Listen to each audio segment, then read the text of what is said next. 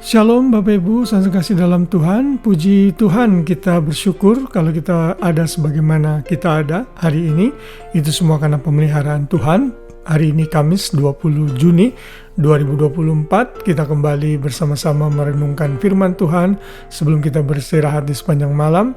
Sekali lagi saya mengingatkan, kalau sudah diberkati dengan renungan ini, bagikan kepada orang lain, forward kepada sebanyak mungkin orang, sehingga mereka juga diberkati. Dan kalau saudara belum subscribe dengan channel GB Immanuel, silakan subscribe dan juga like, comment, dan share channel kami.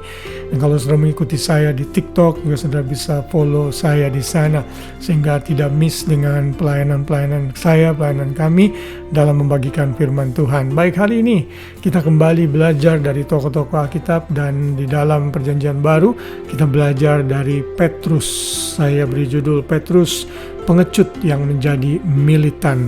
Ini adalah gambaran bagaimana Tuhan bisa mengubah karakter seseorang, ketakutan seseorang, dan memakainya dengan luar biasa. Dan orang itu adalah Petrus yang menjadi contoh bagi kita. Tentunya Petrus bukanlah pribadi yang sempurna, ia banyak membuat kesalahan, bahkan ia sempat menyangkal Tuhan Yesus. Ini adalah momen yang sangat terendah di dalam hidup Petrus, namun kita tahu Petrus akhirnya bertobat, dan akhirnya dipakai Tuhan dengan luar biasa untuk memberitakan Injil, dan itu dicatat di dalam kitab Kisah Para Rasul. Dan hari ini kita membaca sama-sama dalam kitab Kisah Para Rasul pasal 2 ayat 38 yang berbunyi demikian. Jawab Petrus kepada mereka, "Bertobatlah dan hendaklah kamu masing-masing memberi dirimu dibaptis dalam nama Yesus Kristus untuk pengampunan dosamu, maka kamu akan menerima karunia Roh Kudus." Ini adalah perkataan Petrus setelah hari raya Pentakosta.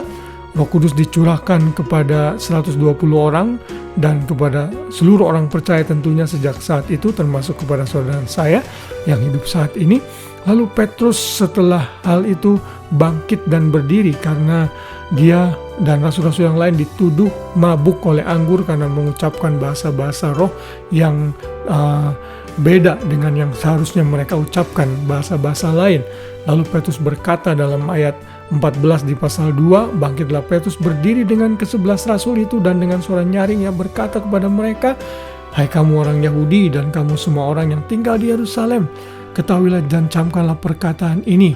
Orang-orang ini tidak mabuk seperti yang kamu sangka, karena hari ini baru pukul 9, dan seterusnya dan seterusnya." Intinya Petrus menyatakan kebesaran Tuhan, menyatakan Injil, menyatakan Yesus yang sudah mati, bangkit untuk menyelamatkan orang berdosa. Petrus begitu berani memberitakan firman Tuhan, dan di pasal-pasal ayat-ayat terakhir di pasal 2 ini banyak orang bertobat, bahkan 3.000 orang bertobat. Lalu setelah itu Petrus juga banyak melakukan mujizat dan dipakai Tuhan luar biasa, dan dia sempat khotbah lagi di Serambi Salomo. Saat itu 5.000 orang bertobat.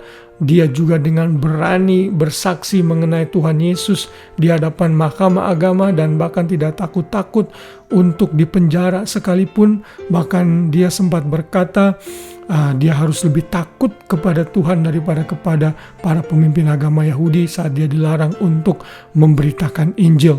Dan kita tahu sejarah gereja mencatat Petrus meninggal atau mati dengan cara disalib terbalik pada tahun kurang lebih 64 sampai 68 setelah Masehi.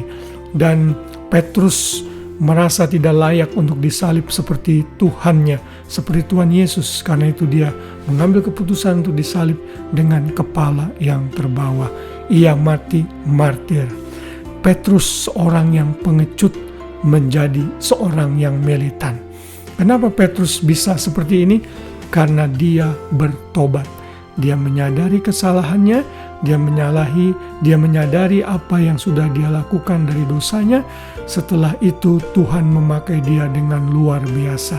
Tuhan memberikan roh keberanian kepadanya untuk memberitakan Injil, menyatakan kebenaran Kristus kepada orang-orang Yahudi pada khususnya. Mari kita belajar dari tokoh Petrus ini. Kalau kita mungkin masih takut-takut dalam pelayanan, dalam mengiring Tuhan, belajar kepada Petrus untuk menyerahkan hati. Kalau kita mungkin salah, berdosa, mulai ambil langkah untuk bertobat dan berbalik kepada Tuhan. Dan biarkan Dia membentuk kita. Kita mungkin bisa jatuh seperti Petrus, tetapi kalau kita sadar dan kita bangkit lagi, Tuhan bisa memakai kita luar biasa, sama seperti Tuhan sudah memakai Petrus. Saya percaya Tuhan akan memakai kita semua bila kita memiliki roh dan pengertian yang sama seperti Petrus. Kalau Tuhan sanggup mengubahkan Petrus yang tadinya seorang pengecut menjadi seorang yang begitu militan, bahkan berani mati untuk Kristus, maka Ia pun sanggup mengubah kita semua.